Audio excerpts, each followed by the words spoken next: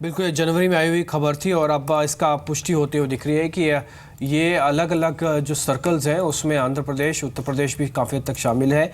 इसके अंदर भी या कह सकते हैं कि टेलीनॉर का ऑपरेशंस काफ़ी अच्छा है। असम एक और जगह है जहां से इनको सर्कल्स के अंदर ये ऑपरेशंस को खरीद सकती है। और ये हालांकि ऑपरेशंस जो होंगे, जब तक ये पूरी तरह से डील कंप्लीट नहीं हो जाती तब तक जो टेलीनॉर के ग्राहक हैं वो उसके ही रहेंगे। डील कंप्लीट होने के बाद ये ग्राहक भारतीय एयरटेल के अंदर आ जाएंगे। तो कस्टमर बेस भी मिलेगा, असेट बेस भी मिलेगा, जिसमें आंध्र प्रदेश, बिहार और उत्तर प्रदेश के ईस्ट और वेस्ट दोनों ही सेगमेंट शामिल होंगे।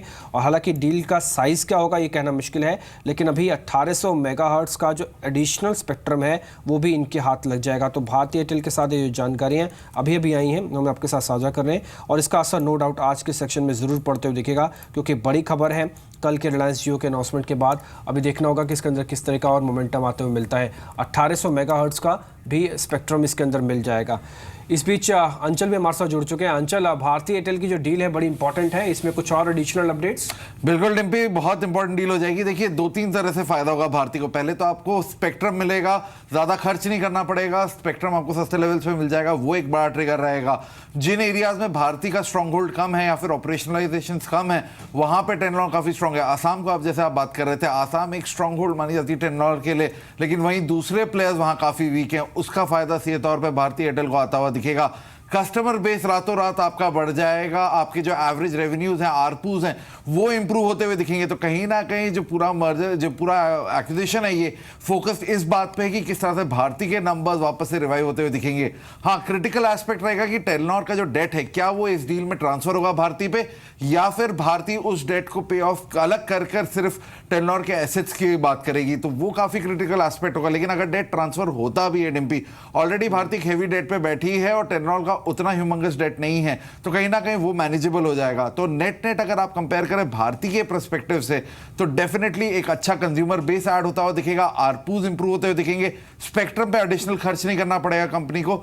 ये की पॉइंट्स रहेंगे जो आगे गोइंग अहेड कंपनी के नंबर्स को ड्राइव करते हुए दिखेंगे। बिल्कुल, आरपूज में इंक्रीज होगा, ये सबसे बड़ा ट्रिगर हो सकता है भारतीय एयरटेल के लिए, स्पेशली जिस तरह के रिलायंस जियो के आरपूज हैं। उसके बाद बाकी कंपनियों की भी कोशिश यही होगी। एक टेक्निकल कमेंट भी ले लेते हैं भारतीय एयरटेल पर। मानस, अब क्योंकि खबर इंपॉर्टेंट है, हो सकता है भारतीय एयरटेल आज पॉजिटिवली रिएक्ट करे। अगर पॉजिटिव खुलता है तो ट्रेडिंग व्यू आपका क्या होगा? देखिए, मैंने पहले भी मेंशन किया अभी थोड़ी देर पहले शो में कि जो ट्रेंड है वो बहुत पॉजिटिव है।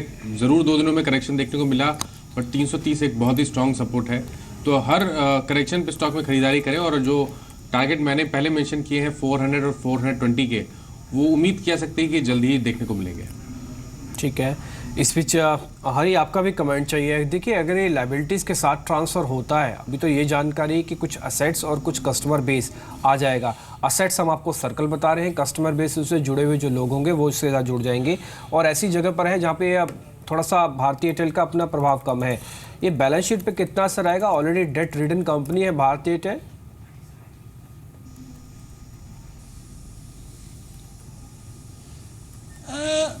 देखिए, जहाँ तक भारतीय एयरटेल का सवाल है, जब उन्होंने जैन को एक्वायर किया था अराउंड 8 साल पहले, तब डेफिनेटली एक बहुत बड़ा डेट वो उन्होंने लिया था, and I think that still continues their balance sheet. But having said that, जहाँ तक भारतीय का सवाल है, इनका बिजनेस मॉडल काफी रोबस्ट है। आई थिंक अफ्रीका भी टर्न अराउंड हो रहा है, तो I don't think debt is a big issue as far as Bharti is concern. और you know, while I am not sure the exact numbers, but मेरा मानना है कि कंपेयर टू भारतीय overall balance sheet size, Telenor का debt काफी छोटा रहेगा, एंड आई डोंट थिंक इससे कोई खास फर्क पड़ेगा जहां तक भारतीय का फाइनेंशियल्स का सवाल है। ठीक है, तो इस पर अब 4 पॉइंट नोट कर लें जो अभी तक हमको समझ में आया। भारतीय एयरटेल के अंदर पहला 1800 मेगाहर्ट्ज़ का एडिशनल स्पेक्ट्रम इनके हाथ लग जाएगा, असेट्स ट्रांसफ़र होंगे, कंज्यूमर बेस इनको ट्रांसफ़र हो जाएगा, 7 सर्कल जिस पे टेलीनॉर ऑपरेशन है वो इनको मिल जाएगा, और टेलीनॉर का जो कामकाज है, यानी कि जो कस्टमर अभी तो टेलीनॉर के रहेंगे, लेकिन जब डील कंपाइल पूरी हो जाएगी उसके बाद ये बेस भारतीय एयरटेल की तरफ शिफ्ट हो जाएगा। तो इंपॉर्टेंट इन्फॉर्मेशन सुबह सुबह ही भारतीय एयरटेल पे आती हुई दिखी है। भारतीय इंफ्राटेल में भी इसका हो सकता है रब ऑफ इफेक्ट आए, इसलिए थोड़ा सा आप इस पर ध्यान रहे। और जो सर्कल है उसमें आंध्र प्रदेश, बिहार है और उत्तर प्रदेश का ईस्ट और वेस्ट है। खासकर यहाँ पे इसका प्रभाव ज़्यादा है और उन्होंने अपने ऑपरेशंस यहीं से ही शुरू किया था, इसका असर देखने को मिल सकता है। Technical view, fundamental view already आपको मिल चुका है भारतीय एयरटेल पे, तो आप इस बार ध्यान रखें इस शेयर पे। इसके अलावा स्टॉक्स एंड न्यूज़ के अंदर काफ़ी और शेयर भी हैं, फटाफट से अंचल से समझ लेते हैं कौन कौन से और शेयर हैं जिस पे आपको ज़्यादा ध्यान रखना है। अंचल बताएं, आज के स्टॉक्स एंड न्यूज़ के अंदर ऐसे कौन से शेयर हैं जिस पर हमको ज़्यादा फोकस होना चाहिए? आपने टेलीकॉम की ऑलरेडी बात कर ली, वही एक शेयर में भी लेके आया था। आइडिया वोडाफोन डील और आगे बढ़ती हुई दिख रही है और अब बात हो रही है सॉफ्ट बैंक इन्वॉल्व हो सकता है इस डील में। बेसिकली सॉफ्ट बैंक की जो विलय होकर कंपनी बनेगी उसमें एक माइनॉरिटी हिस्सा खरीदने की योजना है। वोडाफोन पीएलसी से ऑलरेडी इसके लिए बातचीत चल रही है, 15 से 20% का हिस्सा सॉफ्ट बैंक खरीद सकती है, तो कहीं ना कहीं एक मेजर इवेंट हो जाएगा। पहले तो ऑलरेडी मेगा मर्जर है, उसके बाद सॉफ्ट बैंक की भी इन्वॉल्वमेंट कहीं ना कहीं काफी क्रिटिकल रहेगी। साथ ही आपको नजर रखनी होगी सभी हाउसिंग फाइनेंस कंपनियों में, और कारण है सेबी का जो नया फैसला आया है, सेबी ने रिलैक्स किए हैं नियम हाउसिंग फाइनेंस कंपनियों में डेट म्यूचुअल फंड के निवेश को, और कहीं ना कहीं उसका आज इंपैक्ट अक्रॉस द बोर्ड सभी हाउसिंग फाइनेंस कंपनियों में आएगा। 10% से बढ़ाकर निवेश सीमा 15% कर दी गई है। तो LIC housing finance, group finance, Repco home, इन सभी कंपनियों पर नजर रखिएगा। आज एक अच्छा मूव इन पे बनता हुआ दिखेगा। जी, तो दोनों खबरें काफी बड़ी हैं और इन पर इनफैक्ट कमेंट्स भी ले लेते हैं। हरी, क्या राय है आपकी? सबसे पहले तो अभी टेलीकॉम की हमने बात की थी, आइडिया पर कमेंट्स क्या होंगे जो कि लगातार चल रहा है मर्जर की खबरों के बीच में, और अब एक और खबर जुड़ी है कि सॉफ्ट बैंक जो है वो 15 से 20% स्टेक ले सकता है मर्ज एंटिटी में। और दूसरी बात ये कि मर्जर को लेकर शायद हम जल्दी कुछ अनाउंसमेंट्स भी सुने, क्योंकि अगले 2 दिन में कॉन्फ्रेंस कॉल भी करेगा वोडाफोन पीएलसी अपने इंडियन यूनिट्स के बिजनेस हेड्स के साथ। क्या राय है आपके आइडिया पर? नहीं दीपाली, मैं भी मानता हूं कि ये जो वोडाफोन आइडिया का मर्जर है वो शायद बहुत जल्दी, और हमारा भी अनुमान है कि 24-25 के अंदर we should get a final announcement. Having said that, मैं आइडिया के स्टॉक पे बहुत ज़्यादा पॉजिटिव नहीं हूँ, और मैं मानता हूँ कि जब रिलायंस जियो का 303 प्लान लॉन्च होगा 1 अप्रैल से, तो आई थिंक डेटा पे बहुत बड़ा धक्का लगेगा। और जिस तरह से उनका प्लान लॉन्च होगा, आई थिंक वो ARPU will be substantially higher on the data front, both compare to Bharti and compare to Vodafone.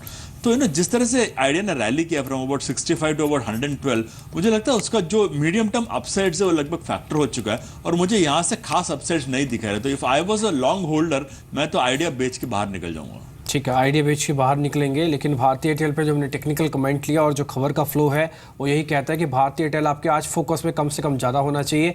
और आइडिया सेलुलर का कल का मूव ये कह रहा है कि अभी टेलीकॉम की स्टोरी खत्म नहीं हुई है, आप बने रहिएगा जी के साथ लगातार, क्योंकि जो भी खबरें आ रही है उसका सटीक एनालिसिस आपके सामने हम जरूर रख रहे हैं। भारतीय एयरटेल आज एक पुल बैक दिखा सकता है, खबर आने से पहले भी हमने आपको बताया था कि पुल बैक के चांसेस हैं, और खबर आने के बाद तो ये और पुष्ट हो गया कि आज भारतीय एयरटेल में थोड़ा सा पुल बैक आ सकता है। क्लैरिफिकेशन और आपको आती हुई दिखेगी, इस पे आपको ध्यान रखना है। थोड़ी देर में नितिन सोनी भी हमारे साथ होंगे, उनसे भी हम बातचीत करेंगे और समझेंगे टेलीनॉर के पूरे इस डील के भारतीय एयरटेल को कि कैसे समझा जाए, और साथ ही अभी और भी ड्यू होना है जैसे आइडिया और वोडाफोन, इसके मर्जर्स के बारे में भी उनसे हम जानकारी लेंगे। थोड़ी देर में नितिन सोनी जो फिच रेटिंग के टेलीकॉम देखते हैं उनसे हम बात करेंगे और समझेंगे कि पूरी स्टोरी इस समय टेलीकॉम में चल क्या रही है। आगे बढ़ते हैं, एक और आईटी को लेकर भी खबर है अंचल आपके पास। बिल्कुल टीम पे आईटी पे भी नजर रखिएगा, क्रॉस द स्पेस आज तेजी बनती हुई दिख सकती है। कारण है ईयू ने फॉर्मली अनाउंस किया है कि वो तैयार है ज्यादा वीजा देने को आईटी प्रोफेशनल्स को इंडिया से।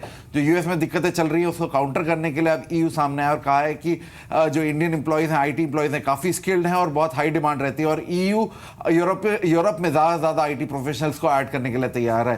इसलिए भी इंपॉर्टेंट हो जाता है कि अगर आप आईटी सेक्टर का कुल आय देखिए, उसका 30% हिस्सा यूरोप से आता है। करीब FY16 में 4400 करोड़ डॉलर्स यूरोप से जनरेट किए थे इंडियन आईटी सेक्टर ने, तो काफी इंपॉर्टेंट सेक्टर हो जाता है। कंपनियां जैसे कि HCL टेक, जियोमेट्रिक करीब 30% का रेवेन्यू जनरेट करती है, इन पे नजर रखिएगा। साथ ही साथ माइंडट्री, TCS, टेक महिंद्रा 20% से ज्यादा का रेवेन्यू यूरोप से आता है। इन कंपनियों पे काफी बच रहेगा। तो अक्रॉस द स्पेस आईटी पे नजर रखिएगा, थोड़ी राहत मिली है।